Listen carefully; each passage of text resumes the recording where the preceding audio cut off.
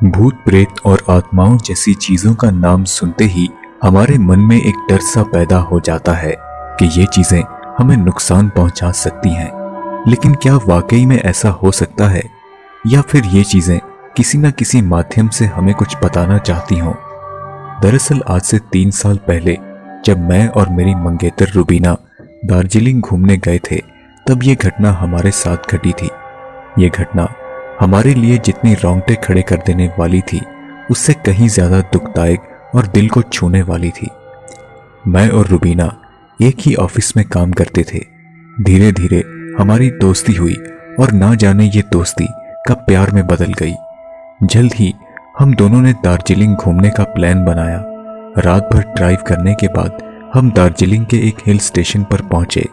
नदी के किनारे हमें सस्ते दाम पर एक शानदार कॉटेज मिल गया। अगली सुबह हम बाहर घूमने के लिए तैयार हो रहे थे कि मुझे बगल वाले रूम से किसी के गाना गाने की आवाज आई। मैंने बाहर जाकर देखा कि लॉबी के आखिरी हिस्से की खिड़की पर एक लड़की अपना सिर टिकाए गाना गा रही है। वो लड़की बेहद गोरी और गुंगराले बालों वाली थी। वो मुझे देखकर मुस्कुराने लगी और बदले में मैं भी उसे देखकर मुस्कुराने लगा। खैर, भूख से हमारा बुरा हाल हो रहा था। जब हमने लॉबी के केयरटेकर शंभू से खाने के लिए पूछा तो उसने कहा कि यहाँ केवल नाश्ता और चाय कॉफी ही मिलती है। पीछे एक किचन है जहाँ आप अपना खाना बना सकते हैं। हम पास के ढाबे से जब खाना खाने गए तो वहाँ के मालिक ने हमसे हमारे ठिकाने के बारे में पूछा। इस लॉबी के बारे में सुनते ही वो और आसपास के लोग हमें शक की निगाहों से देखने लगे और आपस में तरह तरह की बातें करने लगे। लेकिन हमने ज्यादा ध्यान नहीं दिया और तुरंत पास की जगहों पर घूमने के लिए निकल गए। रात को थककर जब हम वापस आए तो हमें बगल वाले कमरे से दोबारा किसी के रोने की आवाजें आई। मुझे लगा कि शायद ये वही लड़की होगी जिससे मैं सुबह मिला था। अगले दिन हमारा वाटरफॉल को देखने का प्लान था, लेकिन शंभू ने हमें चेतावनी दी थी कि हम वाटरफॉल की चोटी पर ना जाएं, क्योंकि वहां पर लोगों के फिसलने से कई मौतें हुई हैं। खैर, 3 किलोमीटर की ट्रैकिंग के बाद हम वाटरफॉल पहुंच गए। वहां का शानदार नजारा देखकर हमारी खुशी का मानो कोई ठिकाना ही नहीं था। हमने मिलकर ढेर सारी फोटोज खींची कि तभी अचानक वही गुंगराले बालों वाली लड़की जिसे हम कॉटेज में मिले थे, हमें वहां आकर मिली। मैंने रुबीना से उसका परिचय करवाया। उस लड़की ने अपना नाम सारा बताया और कहा कि वो एक एंग्लो इंडियन लड़की है। देखते ही देखते रुबीना और सारा में गहरी दोस्ती हो गई। हम चारों ने मिलकर कई फोटोज खींची। कुछ देर बाद हमने देखा कि सारा तेज कदमों से वाटरफॉल की चोटी की तरफ जा रही है। बहरहाल, यहाँ आना मेरी जिंदगी का सबसे हसीन पल था, लेकिन आगे क्या होने वाला था इसकी हमें भनक तक नहीं थी। रात को हमने शंभू के साथ मिलकर खाने का इंतजाम किया। शंभू नशे की हालत में कहने लगा, साहिब, हमें भी अपने साथ दिल्ली ले चलो, वहां कोई काम धंधा कर लेंगे। ये जगह भूतहा है, यहाँ बहुत सी मौतें हुई है। पिछले कई महीनों से आप ही यहाँ पर अकेले गेस्ट हो। ये सुनकर पहली बार तो हम चौंक गए, लेकिन बाद में हमने सोचा कि शायद ये नशे में कुछ भी बोले जा रहा है, इसलिए हमने उसकी बातों पर कोई ध्यान नहीं दिया। खाने के बाद मैं गहरी नींद में सो गया और सुबह देखा कि रुबीना उस बगल वाले कमरे में पसीने से भीगी हुई बेहोश पड़ी है और वो कमरा बिल्कुल खाली पड़ा था, मानो जैसे बरसों से वहां कोई आया ही ना हो। मैंने तुरंत रुबीना को जगाया और होश में आने पर उसने जो मुझे बताया उससे मेरे पैरों तले जमीन निकल गई। रुबीना ने जो मुझे बताया वो कुछ इस प्रकार था।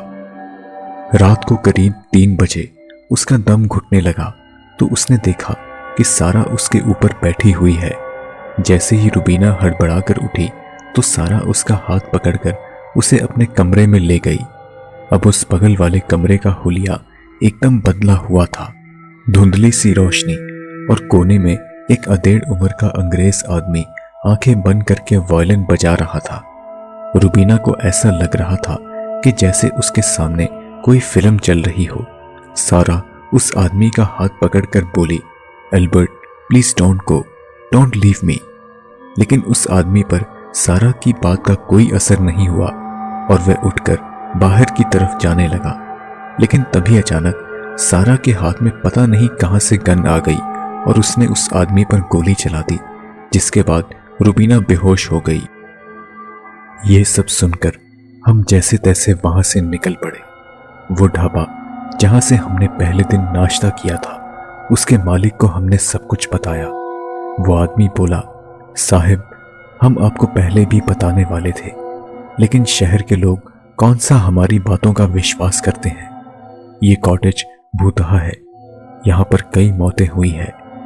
ये उस जमाने की बात है जब अंग्रेज भारत छोड़कर जा रहे थे। ये कॉटेज अंग्रेज अफसर एल्बर्ट केत का हुआ करता था। उसे यहाँ सारा नाम की एक एंग्लो इंडियन लड़की से प्यार हो गया। लेकिन जब अंग्रेज भारत छोड़कर जाने लगे तो सारा ने पूरी कोशिश की कि एल्बर्ट उसे छोड़कर ना जाए।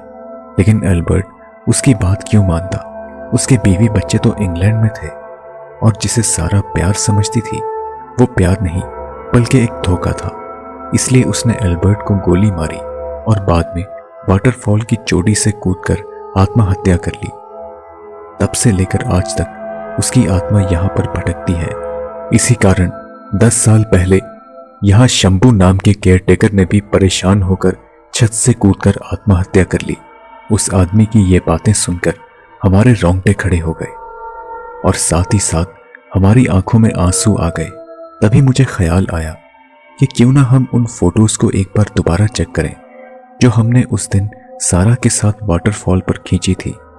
और जो हमने देखा उससे हमारे पैरों तले जमीन निकल गई। उनमें से एक भी तस्वीर में सारा मौजूद नहीं थी।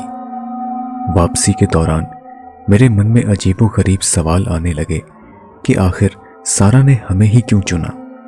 शायद वो हमें कुछ कहना चाहती थी। दोस्तों, आप मेरे इंस्टाग्राम अकाउंट पर मुझे फॉलो कर सकते हैं, जहां पर आप मुझे पर्सनली मैसेज भी कर सकते हैं।